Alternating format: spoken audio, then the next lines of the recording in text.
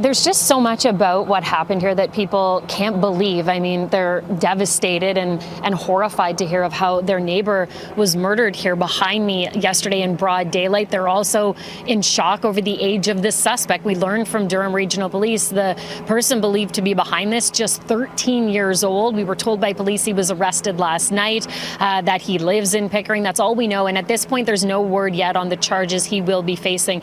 As you guys mentioned, neighbors are starting to wake up. And of course, there's just so much shock in this neighborhood. I just talked to a neighbor actually who lives pretty close to the scene. She told me she saw the suspect in this end of the city right before the attack happened, noticed what he was wearing, acknowledged that he was wearing something that just really stood out, a long trench coat, was carrying what appeared to be a bag and was walking along a side street not far from where we are. And then we know the attack happened at about 3 o'clock. What we're hearing from neighbors, the woman who died is in her 80s. Her name is Eleanor. She was a retired kindergarten teacher. So people coming together to just grieve this loss. But again, there's just so much shock at this point.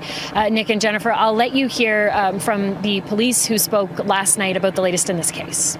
You know, I think anytime one human being takes the life of another, it's a concern, should be a concern to all of us. You know, there's an allegation that has been made at this point here involving a very young person, and I'm going to let the courts make the final determination in terms of culpability, if any.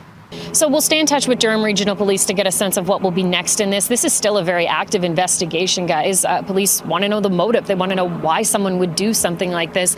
They had said yesterday it didn't appear as though there was a relationship between the victim, the woman, and the suspect, who's this very young teenager, but they'll still be going through their information to make sure that is the case and maybe get some information from him. It's still, as I say, very early in this case. Charges will likely be released later on.